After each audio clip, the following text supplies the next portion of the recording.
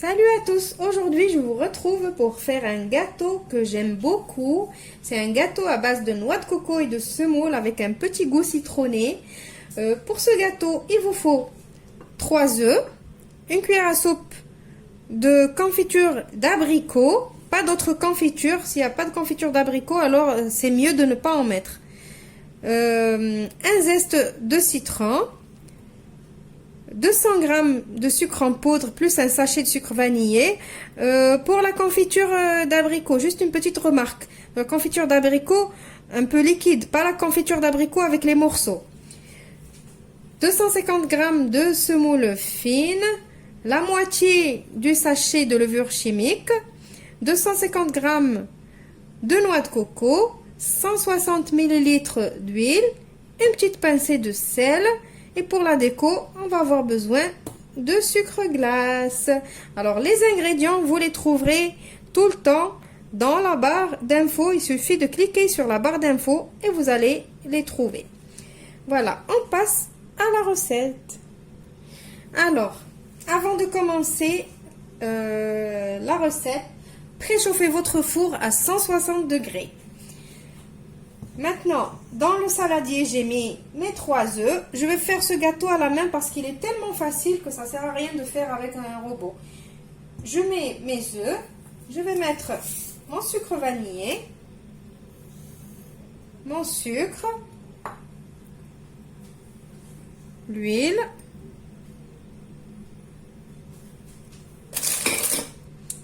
et je vais mélanger à la main.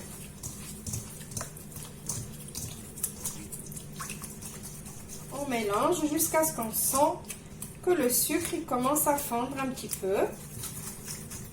Si vous ne voulez pas mettre la main, vous voulez utiliser le fouet, il n'y a pas de souci. Mais moi, je préfère le faire à la main. À la main, on sent bien la texture de la pâte et tout, donc c'est mieux. Maintenant, je vais mettre la confiture et le zeste de citron.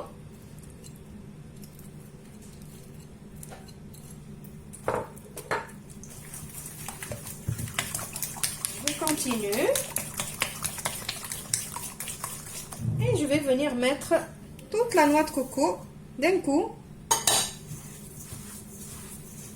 et je mélange. Voilà, je ne coupe pas la vidéo pour que vous voyez, surtout pour les débutants et débutantes. Voilà. Alors ce gâteau, il faut bien écraser, vous écrasez. Quand vous mélangez, il faut bien écraser la noix de coco. Pourquoi je vous ai dit à la main? Parce que une comment dirais-je, des secrets pour la réussite de ce gâteau spécialement, il faut bien le frotter entre les mains. Voilà, bien. Voilà, je vais continuer de le frotter encore un petit peu entre mes mains. Alors, pourquoi, à votre avis, je vous dis que le secret, c'est de le frotter entre les mains? Alors, ce gâteau, en général, normalement, il doit être tout fondant et moelleux à l'intérieur et bien...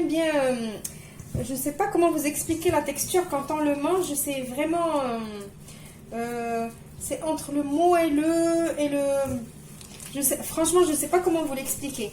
Donc là, on le frotte comme ça pour que la noix de coco, elle libère l'huile qu'elle a à l'intérieur.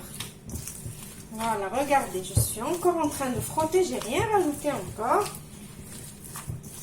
Maintenant, je vais mettre la moitié de ma levure chimique.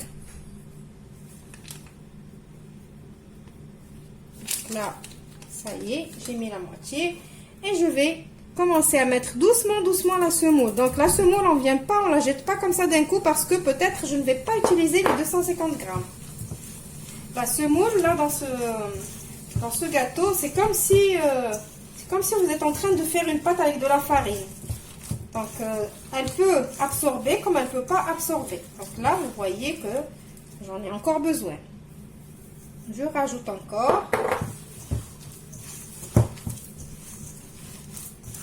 Voilà, encore. Je frotte bien comme il faut. Voilà, vous avez vu, il est facile à faire, donc pas besoin vraiment de robot. Alors, je vois que j'en ai encore besoin. Là, c'est trop collant. Cette pâte, elle doit être collante, mais qui se tient toute seule quand même. Là, c'est encore trop collant. Voilà. Alors, j'avais pas envie de couper la vidéo, comme ça, vous voyez exactement toutes les étapes que je fais. Voilà, donc là, je vais rajouter.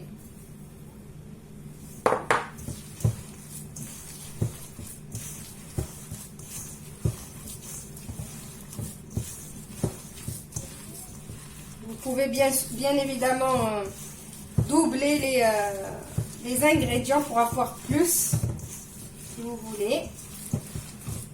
Et moi, je vous dis toujours, je fais une petite quantité, c'est suffisant pour moi. Donc là, pas encore, donc je rajoute.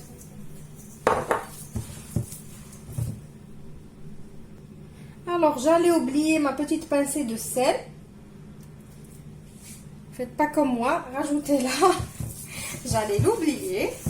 Donc là,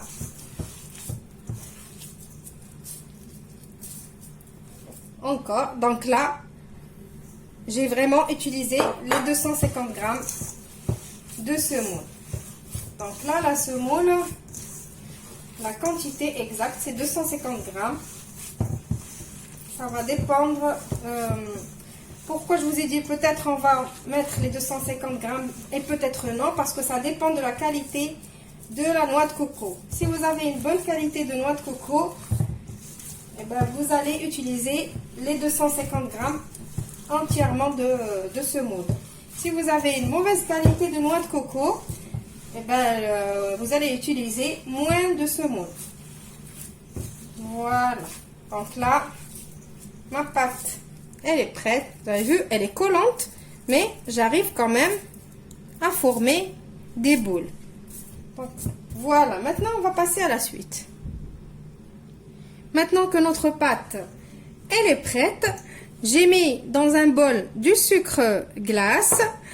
Maintenant, on va former des boules avec notre pâte. Moi, personnellement, j'aime bien que tous mes gâteaux se ressemblent et qu'ils ont la même taille. Donc, moi, j'utilise la balance. Je la mets comme ça. Je forme des boules de 25 grammes chacune. Voilà, vous voyez, 25 grammes. Je vais prendre ma boule.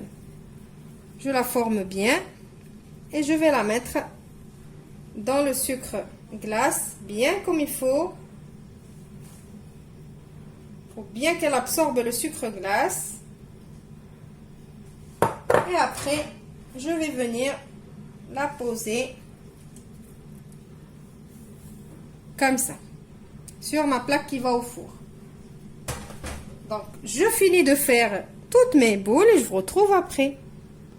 Alors, un petit conseil, il faut éloigner les boules les unes des autres. Pourquoi? Parce que ce gâteau, il gonfle avec la levure et il s'étale.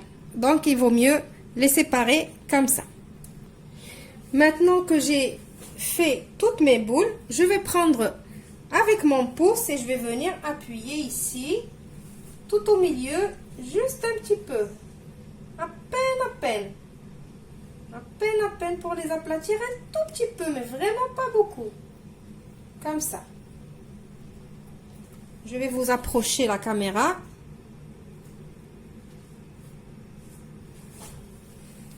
Voilà, regarde. Juste avec mon pouce et je fais... Hop.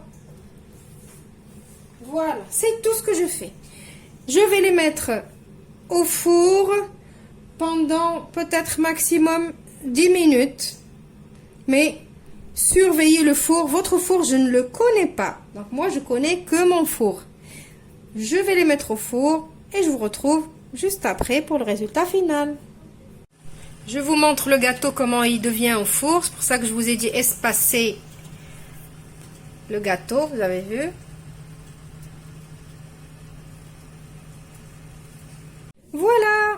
les gâteaux, ils sont prêts. Regardez. J'ai hâte d'en déguster un. Donc, une petite remarque. Quand ils sortent du four, moi, ils m'ont pris, je crois, une quinzaine de minutes au four.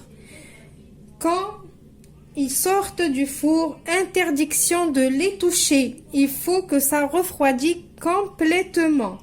Donc, regardez. Là, j'en ai mis ici pour vous les présenter. Et ici, j'ai ma deuxième plaque qui est encore chaude. Donc, je ne la touche pas jusqu'à ce que ça refroidisse complètement pour pouvoir les prendre. Parce que ce gâteau, il est tellement fragile, tellement moelleux, qu'on ne peut pas le prendre dès sa sortie du four. Voilà, donc la quantité que je vous ai donnée, ça m'a donné 41 gâteaux exactement, avec le poids de départ que je vous ai dit de 25 grammes par gâteau.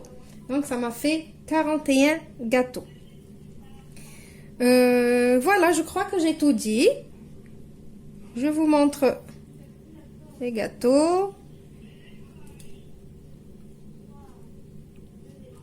Alors ces gâteaux-là, il faut pas les laisser trop cuire ou trop bronzer sur le dessus. Il faut que ça reste comme ça, tout blanc. Je vais vous montrer de plus près.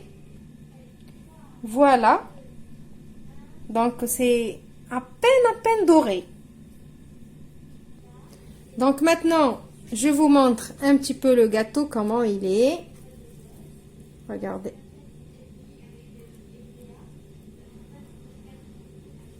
Il est moelleux, regardez.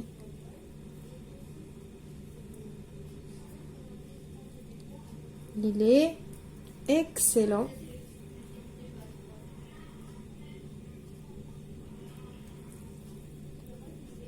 Vous avez vu comme il est fondant? À peine j'appuie dessus et ça y est.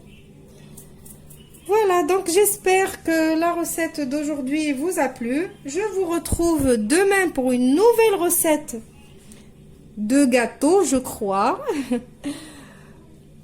Je vous dis, comme d'habitude, merci, au revoir et faites attention à vous.